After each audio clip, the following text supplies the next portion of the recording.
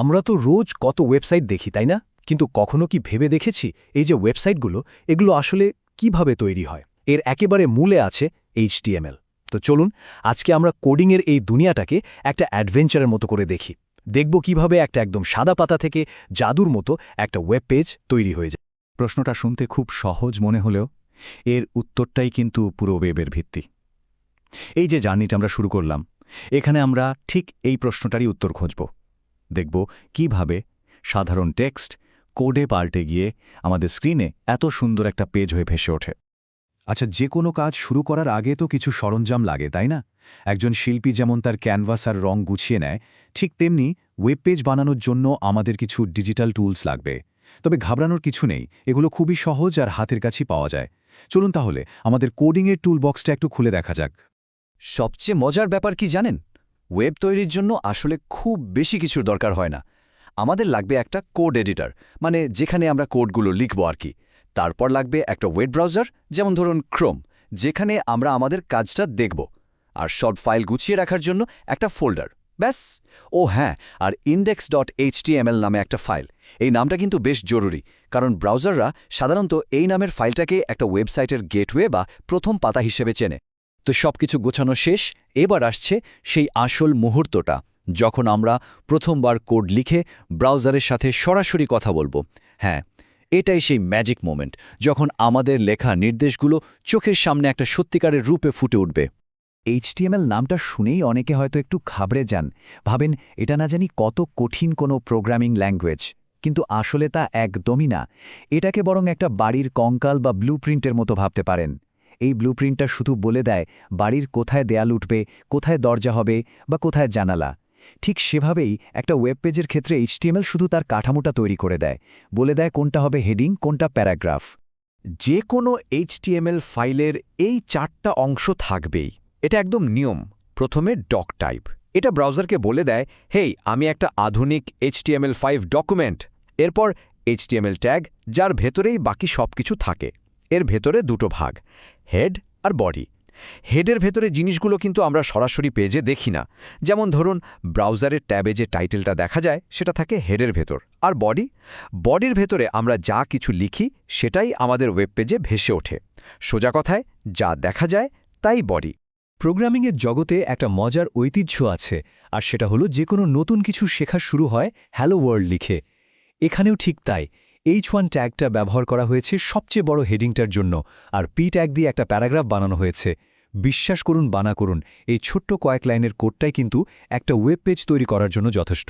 আর যখনই এই ফাইলটা ব্রাউজারে খোলা হয়, সাথে সাথে স্ক্রিনে ভেসে ওঠে হ্যালো ওয়ার্ল্ড, ব্যাস হয়ে গেল। এটাই সেই অসাধারণ মুহূর্ত যখন আমরা বুঝতে পারি যে আমাদের লেখা কোডটা কাজ করছে, আর আমাদের কোডারের যাত্রাটা সত্যি শুরু হয়ে গেছে। বেশ, মূল কাঠামোটা তো আমরা জেনে গেলাম। এবার তাহলে সময় হয়েছে বিভিন্ন ধরনের ডিজিটাল ব্লক, মানে HTML এলিমেন্ট ব্যবহার করে আমাদের পেজটাকে আরও একটু সাজিয়ে গুছিয়ে তোলার। এই ডিজিটাল ব্লক বা ইটের ধারণাটা কিন্তু খুব কাজের।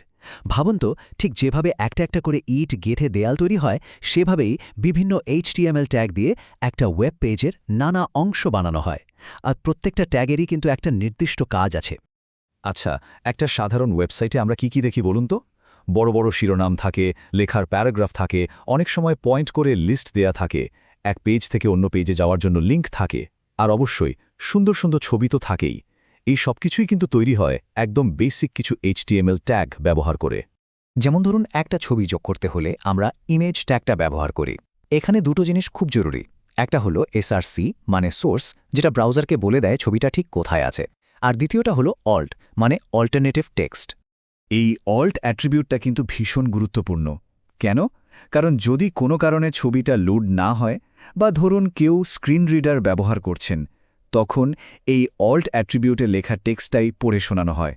এটা কিন্তু ভালো ওয়েব ডেভেলপমেন্টের একটা দারুণ উদাহরণ, কারণ এটা নিশ্চিত করে যে ওয়েবের তথ্যটা যেন সবার কাছে পৌঁছায়। তো আমরা হেডিং, প্যারাগ্রাফ, ছবি এগুলো যোগ করতে শিখলাম, কিন্তু একটা ওয়েব পেজে শুধু জিনিসপত্র যোগ করলেই তো হবে না, তাই না? সেগুলোকে একটা অর্থপূর্ণ কাঠামো দেওয়াটা আরও অনেক বেশি জরুরি। চলুন এবার আমরা সেই দিকেই একটু নজর দিই। এইখানেই চলে আসে সেম্যান্টিক HTML এর ধারণাটা। এর মানে হল সঠিক কাজের জন্য সঠিক ট্যাগ ব্যবহার করা। মানে শুধু দেখতে কেমন লাগছে তা নয়, বরং ট্যাগের একটা অর্থও থাকবে। যেমন ন্যাভিগেশন মেনুর জন্য ন্যাভ ট্যাগ বা একটা পুরো ব্লগ পোস্টের জন্য আর্টিকেল ট্যাগ ব্যবহার করা। এতে কি হয়?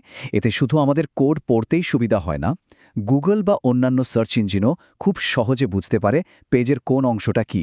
আর এটা এসইওর জন্য যে কতটা জরুরি তা তো বলাই বাহুল। এই টেবিলটা দেখলে বিষয়টা আরও পরিষ্কার হয়ে যাবে। দেখুন, ব্রাউজারের চোখে হয়তো ডিভ আর আর্টিকেল দুটোই একটা সাধারণ বক্স, কিন্তু একজন মানুষ মানে একজন ডেভেলপার বা একটা স্ক্রিন রিডারের কাছে এদের অর্থ কিন্তু একদম আলাদা। ডিভ মানে শুধু একটা বাক্স, কিন্তু আর্টিকেল মানে একটা স্বয়ংসম্পূর্ণ লেখা। এই অর্থপূর্ণ ট্যাগগুলোই গুগলকে ঠিকঠাক বলে দেয় কোনটা আপনার ব্লগের আসল লেখা আর কোনটা নেভিগেশন মেনু, আর একেই বলে স্মার্ট কোডিং। আমাদের এই যাত্রার প্রায় শেষ পর্যায়ে চলে এসেছি। এই ধাপে আমরা ওয়েব স্ট্যান্ডার্ড মানে ওয়েবের কিছু প্রতিষ্ঠিত নিয়মকানুন বোঝার গুরুত্ব নিয়ে কথা বলবো, কারণ একজন ভালো কোডার হতে গেলে এই নিয়মগুলো জানা কিন্তু মাস্ট।